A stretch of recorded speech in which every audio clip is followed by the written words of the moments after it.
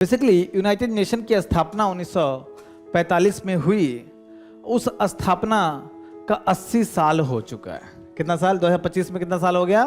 80 साल। यूएन का जब स्थापना कब हुआ?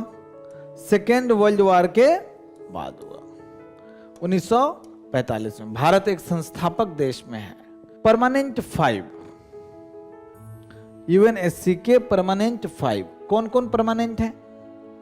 P5 आप देखिएगा भाई, P5 में सब जीतने वाले देश हैं। और ब्राजील और भारत, ब्राजील साउथ अमेरिका का सबसे बड़ा देश है। यूनेस्को ने फिलिस्तीन को एक महत्व दिया, जिस कारण से अमेरिका यूनेस्को से बाहर निकला और साथ में फिलिस्तीन के लिए जो सहायता राशि हर साल देता है, पहले बम गिराता है फिर सहायता देता है ना। तो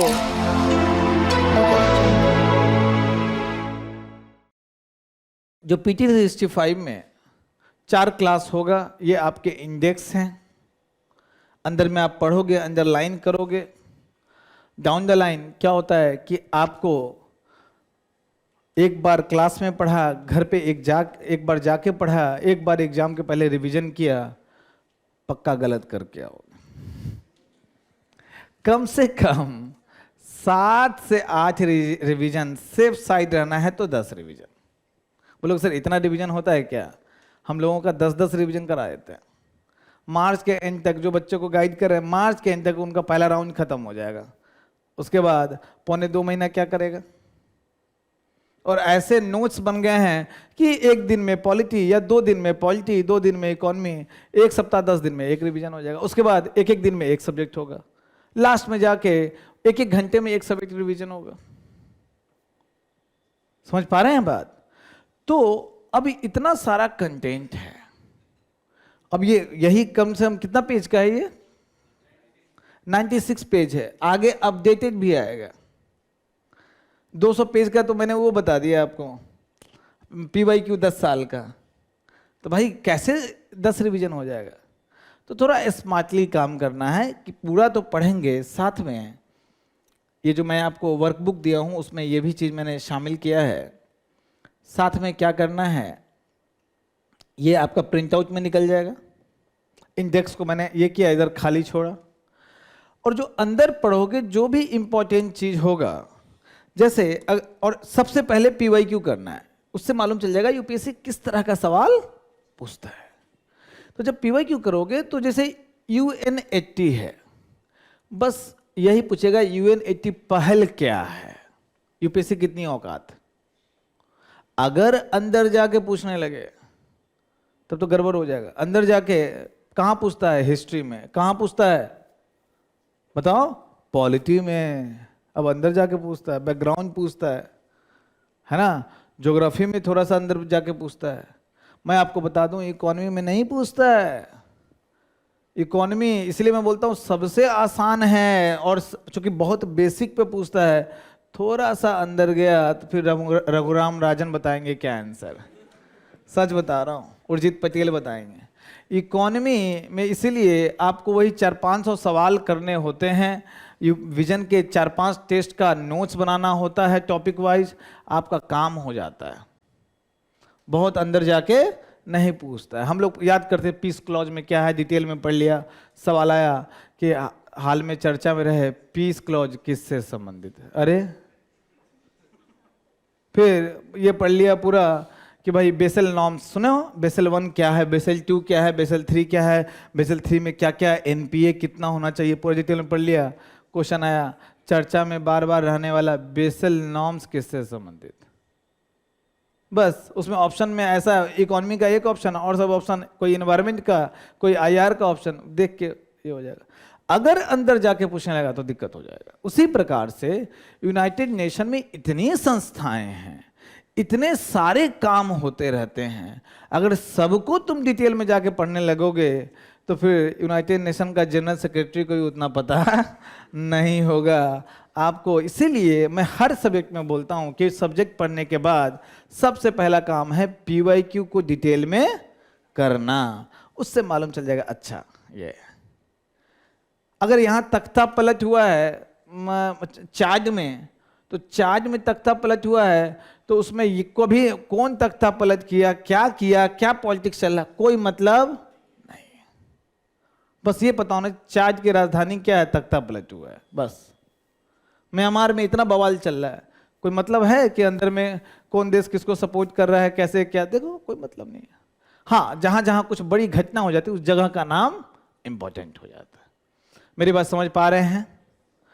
तो आपको क्या करना है, UN80 पहल अभी नहीं, जब एक बार पूरा पढ़ लोगे, हम पढ़ा दें, घर जाके पढ़ लोगे, और हम ऑब्वियसली इंपॉर्टेंट चीज को पढ़ाने के बाद अंडरलाइन भी, मार्क भी कराएंगे कि ये बड़ा इंपॉर्टेंट है, तो शॉर्ट फॉर्म में यहां पे लिख लोगे। ज्यादा लिखना होगा तो कॉमा देके बढ़ाए, कॉमा देके कीवर्ड्स लिख के कंप्लीट कर लिए। बोलोगे सर नॉर्मल इंडेक्स में क्या था कि यहां भी इंडेक्स था तो लिखना बड़ा मुश्किल होता। उसी प्रकार से यूएनएससी, अब यूएनएससी में कुछ इंपॉर्टेंट पहल है, उसको हम यहां पे लिख लेंगे, अंदर में है डिटेल में। तो जब 2-3 बार तुम डिटेल में पढ़ लोगे और यहां लिखा हुआ है तो अगला रिवीजन इसी से होगा। कोई चीज अगर यहां नहीं लिख पाए, वहां पे बड़ा इंपॉर्टेंट है सारा चीज, तो उसको अंडरलाइन वगैरह करके उसको पेज भी मोड़ सकते हो। मान लो यहां नहीं लिख पाए, यूनेस्को को डिटेल में दिया हो, उसको पढ़ना है, मान लो, तो वहां पे लिख दिए कि पेज पे जाके पढ़ना है ना, तो सीधे उस पेज को खोल के एक बार देख लेंगे। मेरी बात समझ पा रहे हैं? हम अपने प्रीलिम्स में 7-8 जो रिवीजन करते थे, तो मेरा लास्ट रिवीजन सारा subject including IR, last revision 10 घंटा में एक दिन पहले होता था। 7वां-8वां रिवीजन 10 घंटा में सारा सब्जेक्ट रिवाइज कर जाते थे। क्यों? एक हर चीज थोड़ी पढ़ना होता था, वो तो हम हर रिवीजन में 50% से कम करते जा रहे हैं। और इस प्रकार से स्कीम है, इस प्रकार से आपके IR हैं, इन सबको कम। अब जैसे पॉलिटी में इतना नहीं कर पाओगे, क्योंकि पॉलिटी में अब इस पे लोकसभा अध्यक्ष पे को पद से हटाए जाने का मामला चल रहा है, पॉलिटी में आएगा, तो उसमें आपको डिटेल में कहाँ कैसे कितने लोगों का अनुमोदन चाहिए, है ना, और उसके बाद कौन सा बहुमत चाहिए, ये चाहिए, डिटेल में पढ़ना पड़ता है। लेकिन इस तरह के सब्जेक्ट में जिसमें डीप में नहीं जाता है, इस तरह के इंडेक्स में नोट्स बना के आप जादू कर सकते हो। बात समझ में आ रही है? तो ये वर्कबुक की तरह इसको आपको डील करना है, और पूरा इंडेक्स को यहाँ पे देखिए मैंने इसी तरीके से इसमें डाल दिया, अलग से प्रिंट आउट लोगे और इसमें आप लिख सकते हो। ठीक है, यहाँ तक कि आप एनवायरनमेंट में भी एक हद तक कर सकते हो। चलिए अब हम लोग सीधे आते हैं PT हिस्ट्री 5 में। 4 क्लास में आपका कराना है UN80 पहल। क्या है UN80 पहल? बेसिकली यूनाइटेड नेशन की स्थापना 1945 में हुई। उस स्थापना का 80 साल हो चुका है। कितना साल? 2025 में कितना साल हो गया? 80 साल। तो यूनाइटेड नेशन ने UN80 पहल शुरू की है, जिसके तहत यूनाइटेड नेशन का जो भी प्रोसेस है उसमें रिफॉर्म लाना, ताकि एक तो प्रोसेस सरल हो, दूसरा कि उसके बाद एक तो यूएन का बात कोई मानता नहीं है ना, तो लोगों मतलब जो विभिन्न देशों तक वो बात मनवा सके, उस संदर्भ में रिफॉर्म लाना। तो 2025 में यूएन की 80वीं वर्षगांठ के अवसर पर संयुक्त राष्ट्र महासचिव ने इसको शुरू किया है। इसका उद्देश्य क्या है? बस यही अभी इंपॉर्टेंट है, संयुक्त राष्ट्र के कामकाज को सरल और प्रभावी बनाना, उसके प्रभाव को सशक्त करना कि भाई जो निर्णय ले वो लागू हो, उसकी प्रासंगिकता को पुनः स्थापित करना, इसकी क्षमता, इसका लक्ष्य कार्य क्षमता में वृद्धि करना और बहुपक्षवाद को मजबूती देना। बहुपक्षवाद मतलब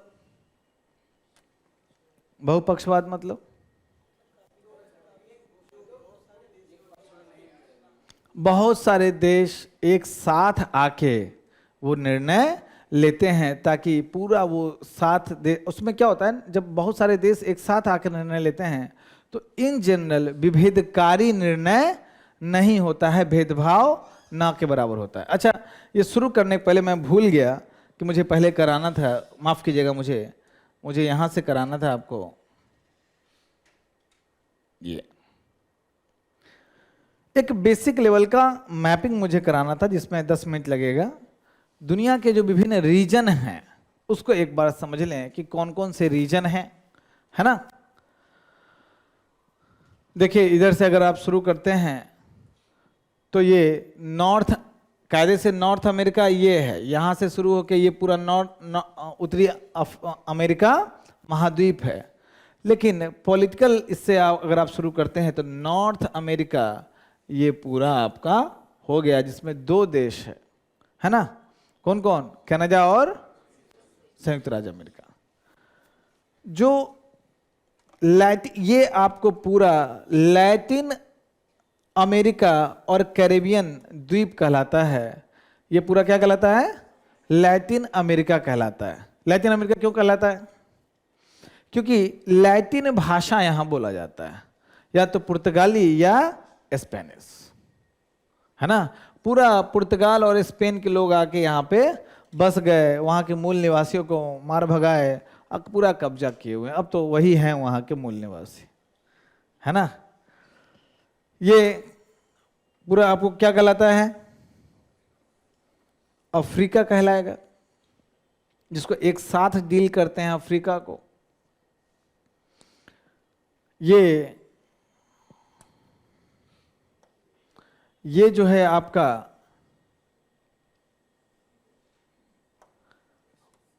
वेस्टर्न यूरोप कहलाता है ना। ये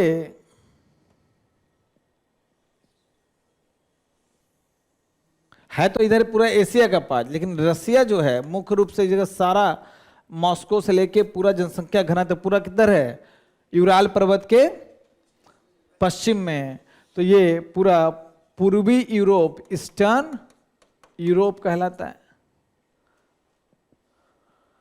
यहां पे ध्यान दीजिएगा, ये आपका साउथ एशिया जिसमें आप हैं, दक्षिण एशिया कहलाएगा। ये जो है ये आपका सेंट्रल एशिया कहलाता है। ये भारत के कंटेक्स्ट में ये क्या कहलाएगा, वेस्ट एशिया, भारत के कंटेक्स्ट में। ये अमेरिका और यूरोप इसको मिडिल ईस्ट बोलता है, मतलब ईस्ट में मिडिल, है ना, तो क्या कहता है, मिडिल ईस्ट।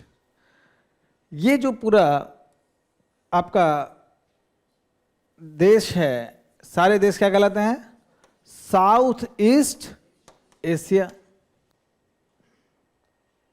है ना। ये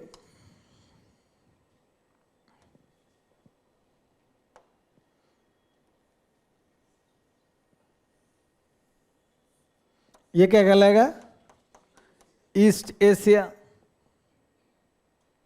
कोई बहुत सारे लोग पूरा इसको ईस्ट एशिया कहते हैं। ईस्ट एशिया समिट में ये सब होता है, लेकिन ईस्ट एशिया। और कुछ बच गया क्या, हाँ, ऑस्ट्रेलिया। ऑस्ट्रेलिया पॉलिटिकली, मैं यहाँ पे ज्योग्राफी के सेंस में नहीं बोल रहा हूँ, पॉलिटिकली यूरोप और वेस्ट यूरोप का पार्ट, वेस्टर्न यूरोप का पार्ट माना जाता है। कैसे, पॉलिटिकली, ध्यान रखना, मेरी बात समझ पा रहा हो। पॉलिटिकली का मतलब ये अमेरिका या इंग्लैंड गेंद फेंकेगा, बॉल फेंकेगा तो ये बॉल लेके आएगा। बच्चे को नहीं फेंकते हो बॉल कि जाओ बॉल फेंक दिया तो बच्चा लेके आएगा, खिलाता, मतलब सब के सब कहाँ के लोग हैं, ब्रिटेन और वेस्टर्न यूरोप के लोग, मुख्य रूप से ब्रिटेन के लोग हैं। तो इसका जो सारा जो इंक्लाइंड होता है जितना जियोपॉलिटिक्स, जो वेस्टर्न यूरोप, जो खासकर इंग्लैंड करेगा। भाई इंग्लैंड की महारानी को ये अपना हेड मानता है ना, कनाडा भी हेड मानता है, न्यूजीलैंड भी हेड मानता है। तो ये तीनों जो है पूरा का पूरा जो इंग्लैंड का जो डिप्लोमेसी होगा, विदेश नीति होगा। और इंग्लैंड की विदेश नीति क्या है? लगभग अमेरिका की विदेश नीति है, याद रखो। तो इसको अलग से रीजन में हम लोग नहीं करते। मेरी बात समझ पा रहे हैं? तो ये रीजन्स हो गए। हर रीजन से संबंधित कुछ कुछ महत्वपूर्ण संस्थाएं होती हैं। जैसे अगर मैं साउथ एशिया में दो महत्वपूर्ण संस्था है, कौन कौन? सार्क और बिम्स्टेक। साउथ ईस्ट एशिया में दो महत्वपूर्ण संस्था है, आसियान और नींद आ रहा है सुबह से। ईस्ट एशिया समिट होता है ना, ये भी ईस्ट एशिया यहाँ पे समिट होता है। मध्य एशिया से संबंधित एससीओ, फोकस में वही है मध्य एशिया, मुख्य रूप से है तो चाइना का, लेकिन मुख्य रूप से मध्य एशिया उसमें पूरा फोकस में है। ये अफ्रीका में अफ्रीकन यूनियन आता है, यहाँ पे यूरोपीय यूनियन आता है, यहाँ पे यूरेशियन यूनियन आता है। और जब वेस्ट एशिया में और आएंगे तो एक होता है जीसीसी, नाम सुने हो? गल्फ कॉरपोरेशन काउंसिल आता है। इधर आएंगे तो यहाँ पे आएंगे तो नेफ्टा आता है, north American free trade agreement है ना। और यहाँ पे आएंगे तो आपको आ जाएगा मर्कासूर, जो महत्वपूर्ण है। कोई असुर का नाम नहीं है, मर्कासूर कोई असुर का नाम नहीं है, लेकिन मर्कासूर। तो इस प्रकार से कुछ कुछ महत्वपूर्ण, जैसे अब यहाँ पे यूरोपीय यूनियन आ जाएगा, साथ में नेटो भी आएगा, ये भी है। और इसमें नेटो में अधिकतर देश इसी के हैं, है कि नहीं? तो ये समझना है आपको कि जब रीजन आपको समझ में आ गया कौन सा देश किस रीजन में है, अब हम लोग, ऐसा भी हो सकता है कि मैंने बिम्स्टेक बोल दिया साउथ एशिया, लेकिन उसके दो देश साउथ ईस्ट एशिया के हैं, तो ऐसा कोई बाउंड्री खींचा हुआ नहीं है ना। इसी प्रकार से इंडिया सेंट्रिक एक संस्था है IORA, Indian Ocean Rim Association. इसमें इंडियन ओशियन का मतलब है हिंद महासागर। तो हिंद महासागर के रिम में जो देश हैं, सब देश इसके, लगभग देश, जैसे पाकिस्तान उसका पार्ट नहीं है क्योंकि इंडिया सेंटर में है, 27 देश है। इंडियन ओशियन रिम एसोसिएशन नामी है ना, तो वो भी एक अलग संस्था है। तो उस तरीके से हम लोग उसको डील करेंगे। अब आते हैं हम लोग,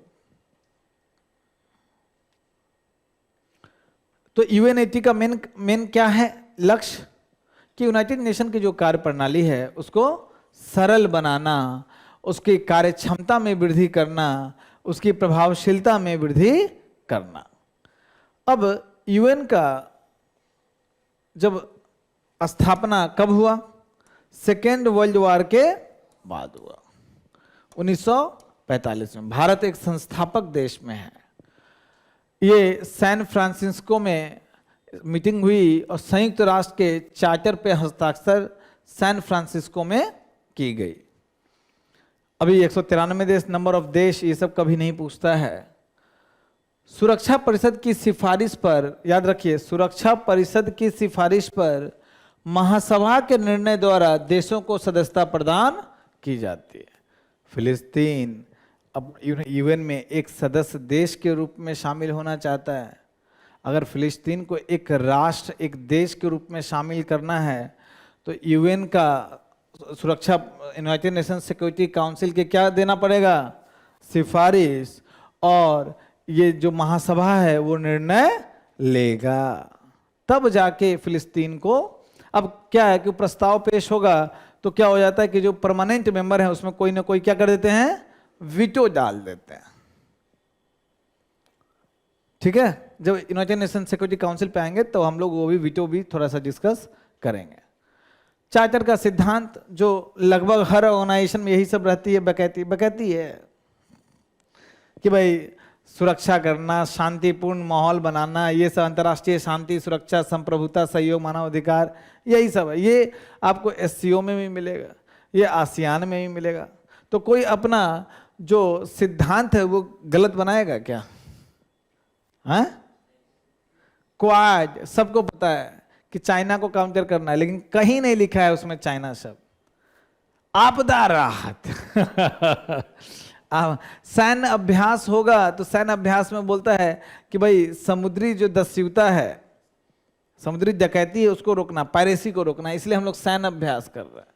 बड़े बड़े देश सैन्य अभ्यास करते हैं, लेकिन मेन होता है किसी और को सिग्नल देना होता है। समझ रहे हो बात? अब यूएन का, जहां मैं, आप लोग के पास तो प्रिंट आउट नहीं होगा, हाँ ले आए ना, जहां मैं मार्क कराऊं मेरे साथ मार्क करते चलना। यहां पे लिखिए P फॉर, या फिर वेरी इंपॉर्टेंट। यूएन के 6 अंग हैं। कितने अंग हैं? 6 अंग हैं। सबका नाम पता होना चाहिए। एक तो महासभा, United Nation General Assembly. General Assembly में क्या होता है? कौन होते हैं जनरल असेंबली में? जो भी सदस्य देश हैं उसके प्रतिनिधि जनरल असेंबली में एक साथ महासभा में बैठते हैं, है ना। एक तो हेड क्वार्टर कहाँ है? न्यूयॉर्क है। संयुक्त राष्ट्र के सभी सदस्य इसके सदस्य होते हैं जनरल असेंबली के। सबके पास एक एक समान क्या होता है? वोट का अधिकार है। चाहे वो छोटा देश, चाइना सबसे बड़ा, अब तो जनसंख्या में भारत सबसे बड़ा देश है, और मॉरिशस जनसंख्या में छोटा है, मालदीव छोटा है, दोनों के वोट का मूल्य कितना होगा? बराबर होगा, है ना।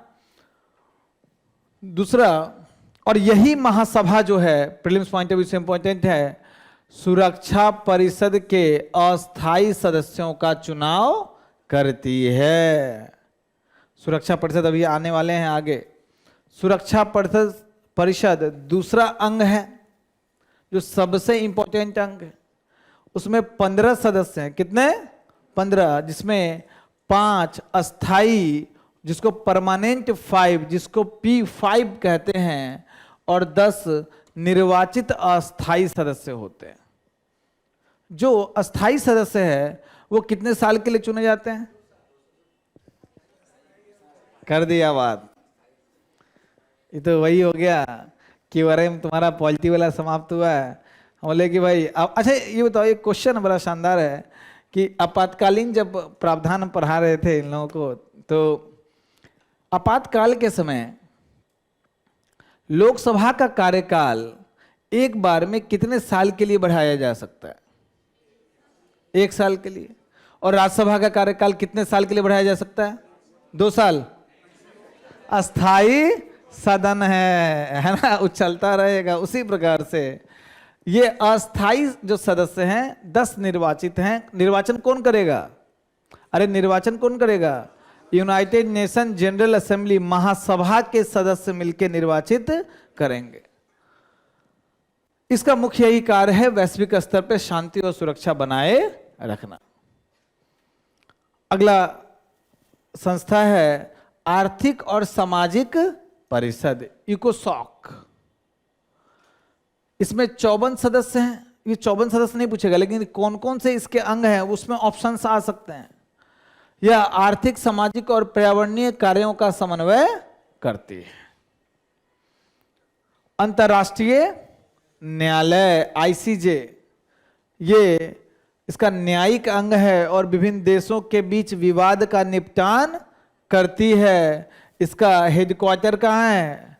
हेग में, 20 पैलेस हेग में। उसके बाद न्यास परिषद, ट्रस्टीशिप काउंसिल। क्या है ये ट्रस्टीशिप? जब यूनाइटेड नेशन स्थापना हुआ 1945 में, बहुत सारे देश क्या थे जो एक तो सेकेंड वर्ल्ड वॉर में हार गए थे, जैसे जर्मनी है, जापान है, इटली है, ये सब सेकेंड वर्ल्ड वॉर में हार गया। एक्सिस धुरी देश है ना। और बहुत सारे देश नया रूप से स्वतंत्र होना शुरू हुए थे, जिनका विऔपनिवेशीकरण हो रहा था। तो इसका काम था कि विभिन्न देश स्वतंत्र हों और वहां पे धीरे धीरे लोकतंत्र स्थापित हो। नव स्वतंत्र देश में धीरे धीरे अस्थायित्व आए, और जो देश स्वतंत्र नहीं है वो धीरे धीरे स्वतंत्र हों। यही इसका काम था। 1994 में इसको लगा कि भाई मेरा पूरा काम हो चुका है। उसके बाद क्या हुआ? निष्क्रिय हो गया। लेकिन आज भी ये क्या है? अंग है। ट्रस्टीशिप काउंसिल, और लास्ट में छठा है सचिवालय। सचिव जी हर जगह जरूरी है, चाहे लोकसभा हो चाहे राज्यसभा, अपना सचिवालय होता है ना। केंद्रीय मंत्रिपरिषद का सचिवालय, बिहार राज्य सरकार के सचिवालय होते हैं, क्योंकि बिना सचिवालय के काम कैसे करेगा, ब्यूरोक्रेसी तो वही है ना। पंचायत में सचिवालय, सचिव जी, है ना। तो ये सचिवालय संयुक्त राष्ट्र महासचिव इसके प्रमुख होते हैं, जो प्रशासनिक कार्यों का समन्वय करते हैं। ठीक है, तो ये 6 आपको ध्यान में, नाम भी ध्यान में रखे। अब देखो आसान है, महासभा, सुरक्षा परिषद, सचिवालय, यहां तक तो आसान है। ये अंतर्राष्ट्रीय न्यायालय, यही दोनों तो अलग से याद रखना है, न्यास परिषद और इकोसॉक। और कुछ है तो नाम ध्यान रखिएगा, ऑप्शंस में अगर पूछे जाएंगे तो आसान है। उसके बाद विशिष्ट एजेंसियां, ऐसी एजेंसियां जो बिल्कुल स्वायत्त एजेंसियां हैं, लेकिन यूनाइटेड नेशन के साथ समझौता करके उसके संबद्ध हो गई है, लेकिन है स्वायत्त एजेंसियां, जैसे इंटरनेशनल लेबर ऑर्गेनाइजेशन, अंतर्राष्ट्रीय श्रम संगठन, यूनेस्को, है ना।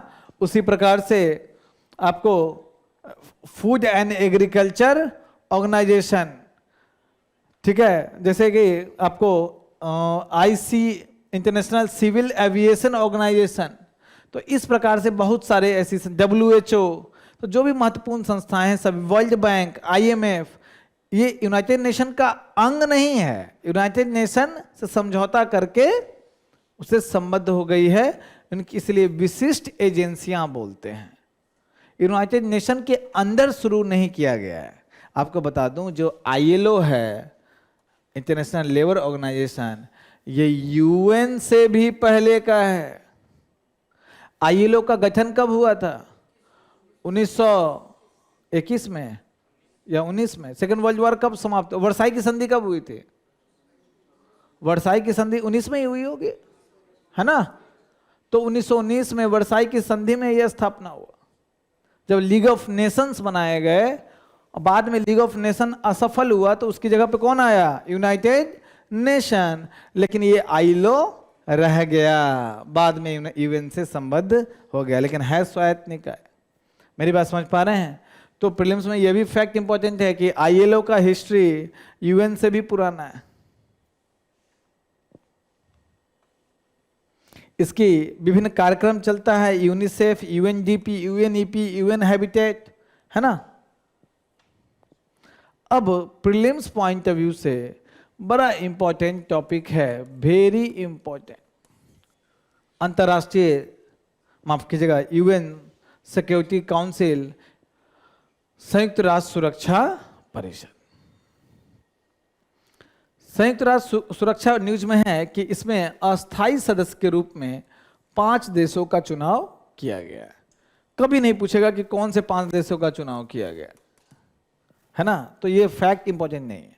भारत अभी इसका अस्थायी परिषद का जो अस्थायी जो सदस्य हैं उसमें शामिल नहीं है, वो चुनाव के माध्यम से होता है। इसमें ये जो सुरक्षा परिषद है, UN चार्टर के तहत जो 6 प्रमुख अंग हैं UN के, उसका एक पार्ट है। इसका काम वही अंतर्राष्ट्रीय शांति और सुरक्षा बनाना। 10 इसके 5 अस्थायी और 10 अस्थायी सदस्य हैं। परमानेंट 5, UNSC के परमानेंट 5 कौन कौन परमानेंट है? P5, आप देखिएगा भाई, P5 में सब जीतने वाले देश हैं। कौन से जीतने, कौन सा वॉर जीतने वाले? Second world war, USA, UK, France, Russia और चाइना। चाइना तो सेकेंड वर्ल्ड वॉर में वहां भी खूब युद्ध हुआ है, जापान बहुत ज्यादा अटैक किया, है ना। लेकिन चाइना इसी तरफ से था।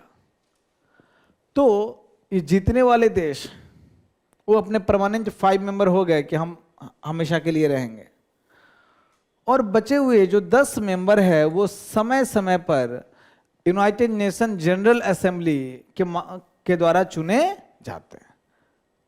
तो उसमें भी लिमिटेशन है, उसमें भी कोटा फिक्स है कि कौन से क्षेत्र से कितने मेंबर चुने जाएंगे। ऐसा नहीं हो कि साउथ एशिया से 10 के 10 चुन लिए गए, सार्क वाले 8 हो गए और बिम्स्टेक वाले बचे 2, 10 के 10 चुन लिए गए। नहीं, इस क्षेत्र से कोटा फिक्स है। इसमें इस डायग्राम में एक गलती है, ये अफ्रीका बिल्कुल अलग है ना।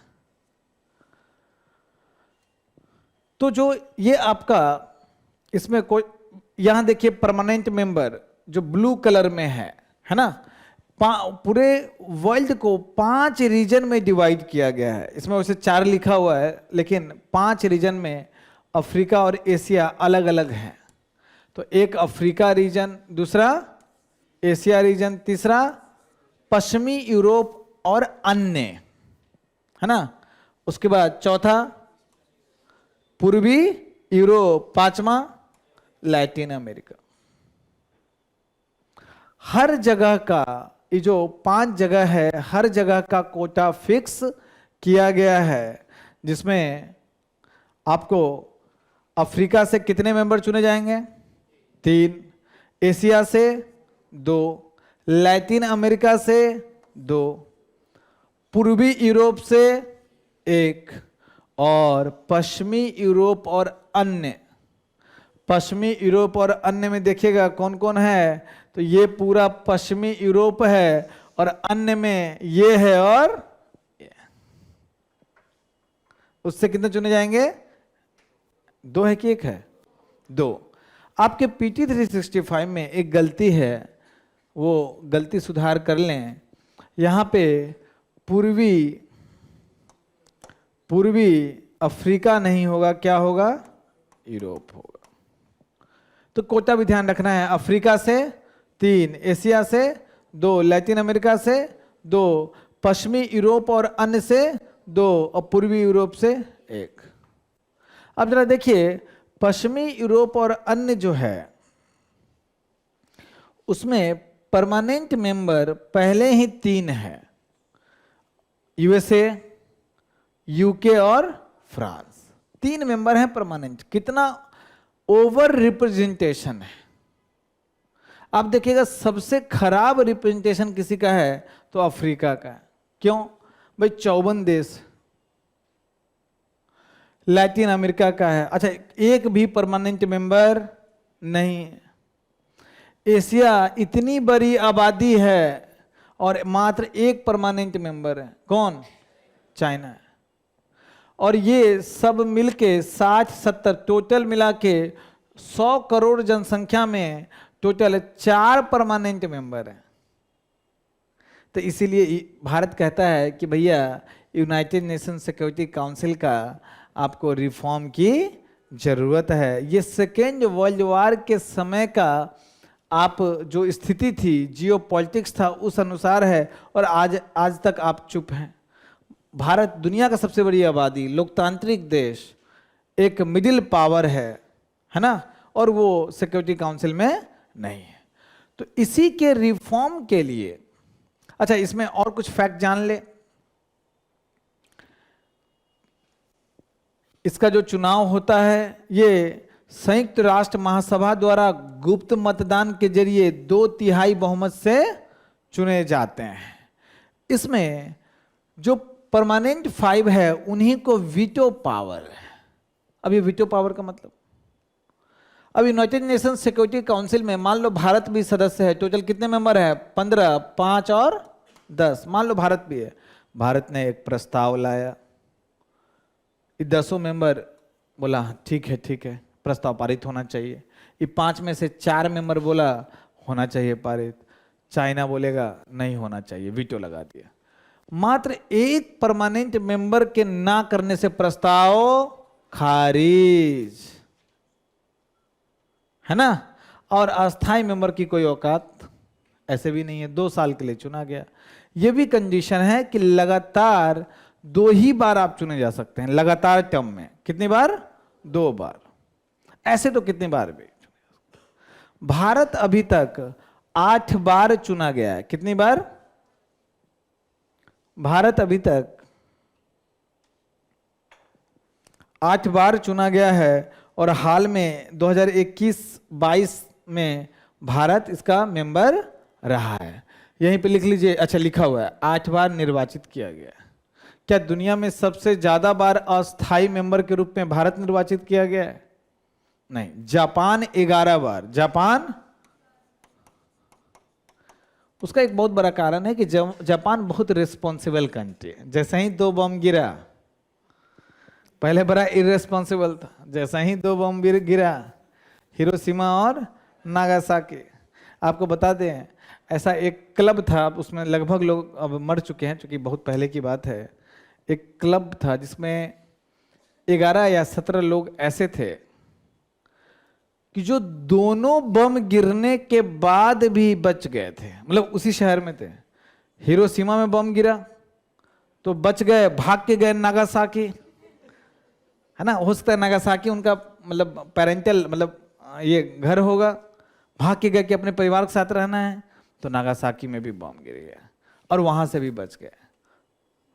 जाको राखे साइया, मार सके ना कोई। 2 परमाणु बम से बचे हैं। तो उनका कुछ ग्रुप था और वो ग्रुप बहुत बड़ा एक मतलब दुनिया में शांति लाने का प्रयास करता था, दबाव बनाता था कि ये परमाणु बम समाप्त। जापान बहुत रिस्पॉन्सिबल कंट्री है, लोकतांत्रिक देश है, साथ में पैसा के मामले में बहुत आगे है। तो यूनाइटेड नेशन को भी फंडिंग करता है, बहुत सारे अविकसित देश को भी फंडिंग करता है, इसीलिए इसका सॉफ्ट पावर बहुत ज्यादा है ना। तो जापान कितना बार हुआ है? 11। तो भारत सबसे अधिक बार नहीं हुआ है, लेकिन भारत 8 बार हुआ है। नहीं नहीं, तीसरे चौथे नंबर पे है। मैं भूल रहा हूं, एक देश 10 बार हुआ है, शायद वो ब्राजील है या कोई। तो आपको उतना याद करने की जरूरत नहीं, एक एक फैक्ट नहीं ध्यान रखना, बस 8 बार इंपॉर्टेंट है। सबसे ज्यादा बार जापान। इसी में यूएनएससी रिफॉर्म के संदर्भ में एक टर्म आता है G4 कंट्रीज, जो भारत, ब्राजील, जर्मनी और जापान, जिनका कहना है, अब देखो ये सब जर्मनी जापान को इसलिए सदस्य नहीं मिला क्योंकि ये धुरी राष्ट्र थे, हारे हुए देश। कौन देगा उसको परमानेंट मेंबरशिप? और भारत और ब्राजील अब उभरे हैं और ये जर्मनी यूरोप का सबसे बड़ा आर्थिक महाशक्ति है, यूरोप का। फ्रांस, ब्रिटेन सबसे बड़ा, और जापान तो है ही।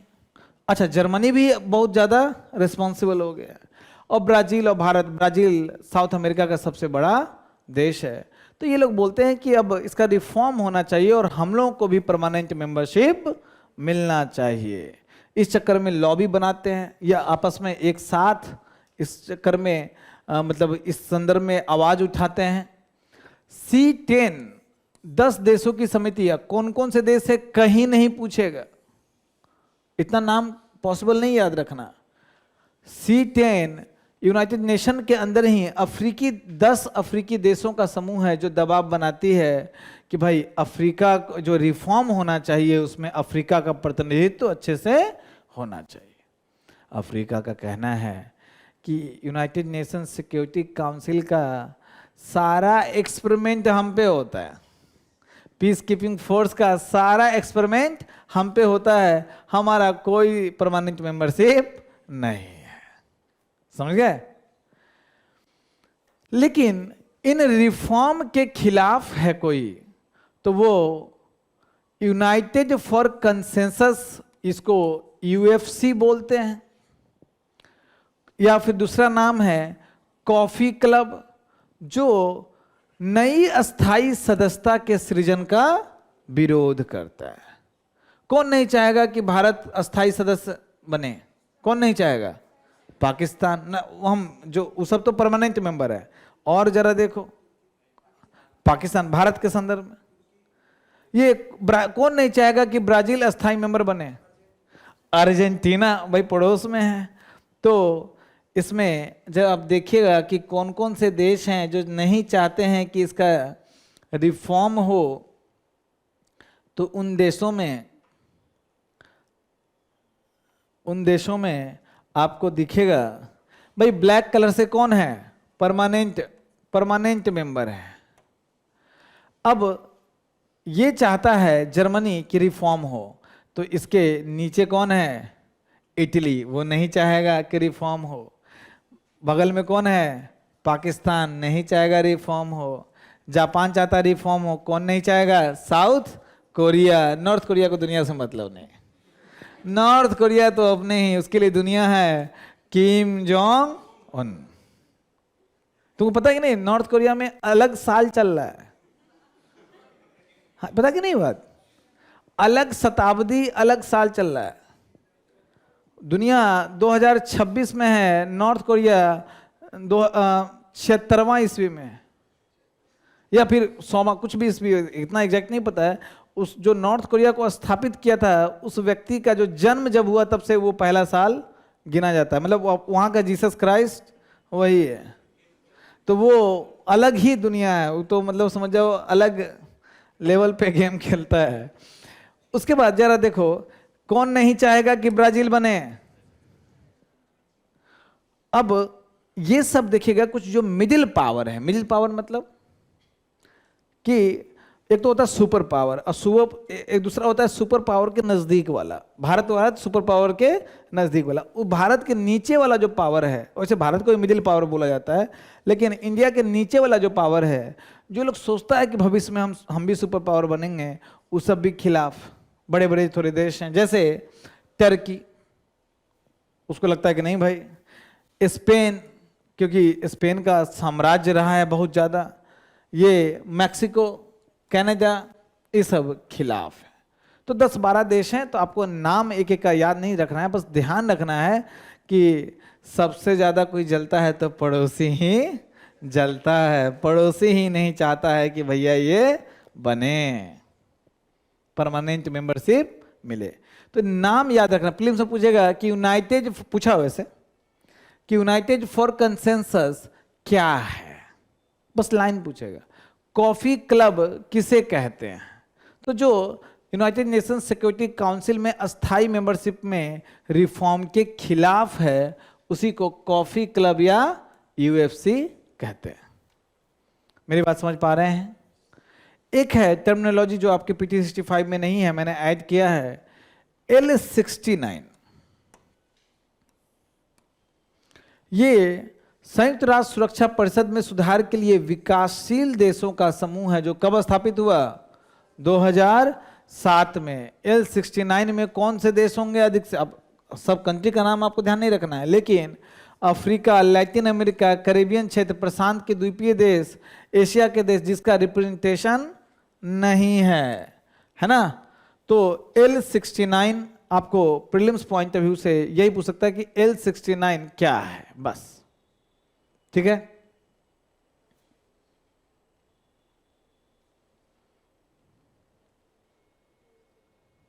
अच्छा, जब अगर भविष्य में अगर रिफॉर्म होता है, अगर भविष्य में रिफॉर्म होता है, उसके लिए जो महासभा है उसका कौन सा बहुमत चाहिए?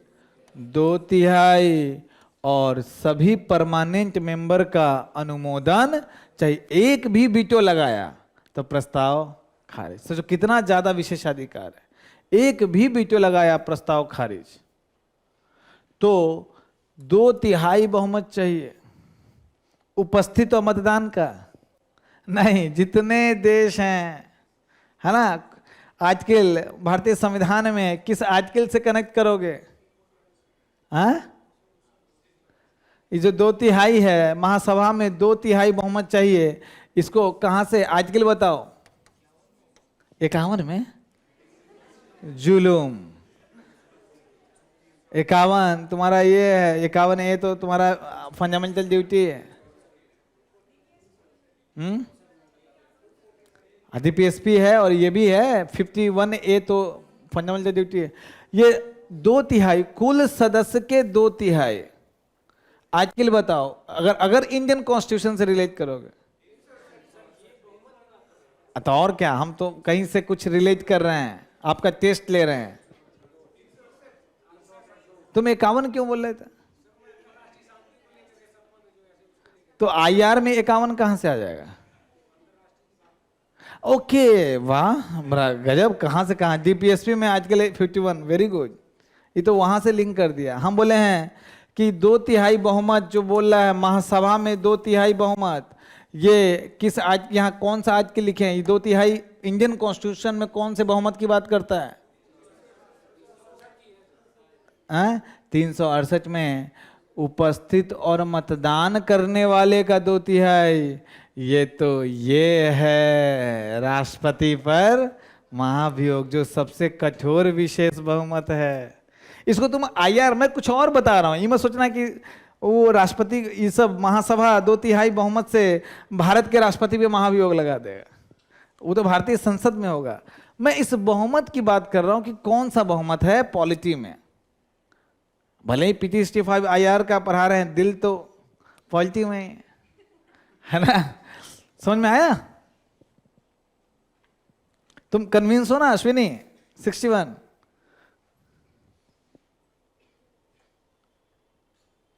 अब है इकोसॉक। क्या इकोसॉक भी एक संस्था है? इकोसॉक इस चर्चा में है कि भाई भारत इसका सदस्य चुना गया इकोसॉक का। इकोसॉक, इसमें 5 क्षेत्रीय समूहों को समान भौगोलिक प्रतिनिधित्व सुनिश्चित किया गया है। कौन 5 भौगोलिक क्षेत्र हैं? मैंने बताया था यूनाइटेड नेशन में, अफ्रीका, एशिया, बताइए, रसिया, पूर्वी यूरोप, पश्चिमी यूरोप और वह अन्य, और लास्ट है लैटिन अमेरिका। 5 भौगोलिक क्षेत्र हैं। इकोसॉक में भी जनरल असेंबली महासभा चुनाव करती है और सभी क्षेत्र को बराबर प्रतिनिधित्व दिया गया है। एशिया प्रशांत देशों में ये सब चुना गया, ठीक है, ये सब कोई दिक्कत नहीं है। इकोसॉक के बारे में पढ़ लीजिए। ये भी चूंकि यूनाइटेड नेशन का एक अंग है, इसलिए 1945 में यूएन चार्टर के थ्रू इसको बनाया गया। इसमें 54 मेंबर हैं, है ना? कितने मेंबर हैं? 54 मेंबर हैं। यूनाइटेड नेशन जनरल असेंबली द्वारा 3 वर्ष की अवधि के लिए निर्वाचित किए जाते हैं। प्रत्येक वर्ष 18 नए सदस्य निर्वाचित किए जाते हैं। 18 तिहाई 54 ही होता है ना। अब इसमें 18 जो मेंबर हैं उसमें अब देखो, हर 3 वर्ष पे क्या किए जा रहे हैं? 18 मेंबर निर्वाचित किए जाते हैं। राज्यसभा में क्या है? हर एक 2 वर्ष पे 1/3 निर्वाचित किए जाते हैं। ये संधारणीय विकास के जो 3 आयाम हैं, आर्थिक, सामाजिक, पर्यावरणीय, इस सब को आगे बढ़ाने के लिए ये काम करता है। ये सब कहीं नहीं पूछेगा, इस सब को कोई मतलब नहीं, ठीक है। इकोसॉक। उसके बाद संयुक्त राष्ट्र शरणार्थी उच्चायुक्त, यूनाइटेड नेशन की संस्था है, इसको इंग्लिश में पढ़ेंगे United nation high commission for refugee.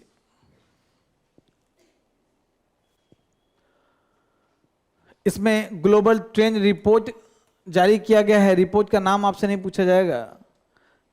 Global compact for migration 2018 में इसने कदम उठाया था, जिसमें संयुक्त राष्ट्र के सदस्य देशों को ने अपनाया, जिसका काम था कि प्रवासन की समस्या से निपटने के लिए एक अंतर्राष्ट्रीय समझौता है, फ्रेमवर्क दिया।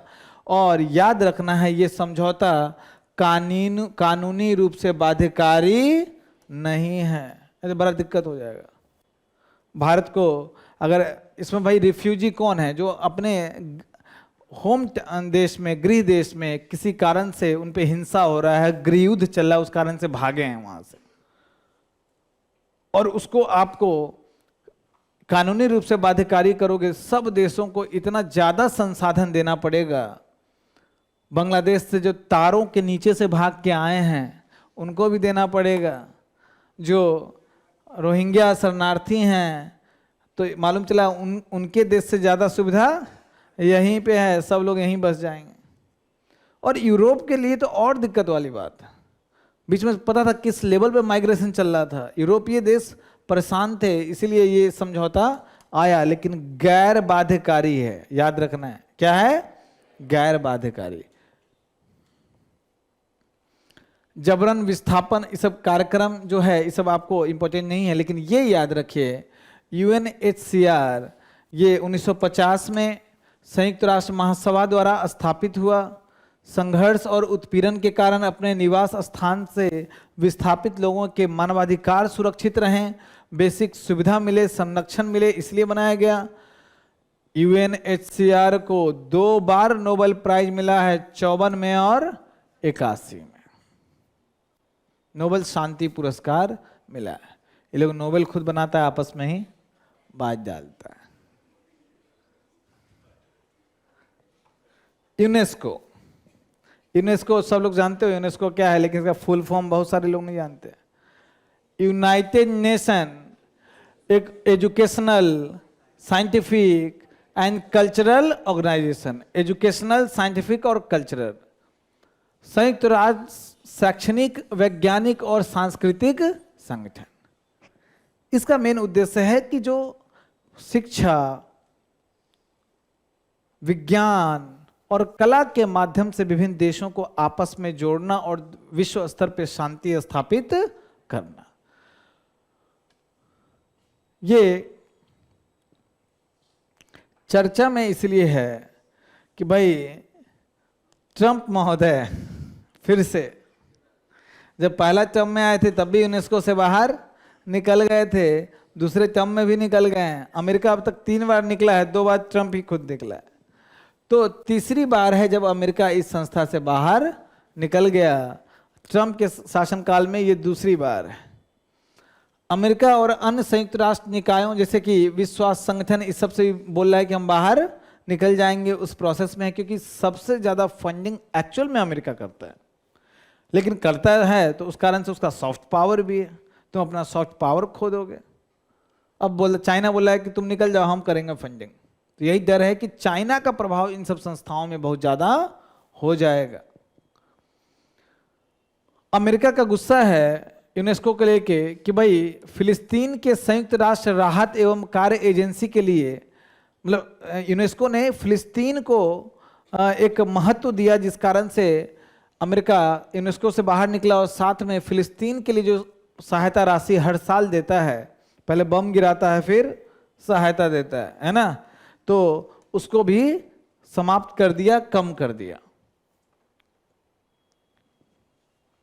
अब ये प्रीलिम्स पॉइंट ऑफ व्यू से ये ऑर्गेनाइजेशन बड़ा इंपॉर्टेंट है, लिखेंगे वेरी इंपॉर्टेंट। हेडक्वार्टर कहां पे है? पेरिस में, पूछा जा सकता है। अब यूएन लिखा है तो यूएन के हर एजेंसी का हेडक्वार्टर न्यूयॉर्क में नहीं होगा, इसका हेडक्वार्टर कहाँ है? पेरिस में। ये संयुक्त राष्ट्र की विशेषीकृत एजेंसी है, संयुक्त राष्ट्र का अंग नहीं है। क्या है? विशेषीकृत एजेंसी है। ये 194 सदस्य, 12 सहयोगी, ठीक है, सब सारे सदस्य हैं। ये बड़ा इंपॉर्टेंट है कि कौन कौन से रिपोर्ट जारी करता है। ग्लोबल एजुकेशन मॉनिटरिंग रिपोर्ट, अभिव्यक्ति की स्वतंत्रता और मीडिया विकास वैश्विक सुझान, यूनेस्को विश्व धरोहर स्थल और पहल है, और मैब कार्यक्रम आप लोग एनवायरनमेंट में पढ़ते हो, मैन एंड बायोस्फीयर रिजर्व, तो मैब कार्यक्रम इसका पहल है। United nation peace keeping,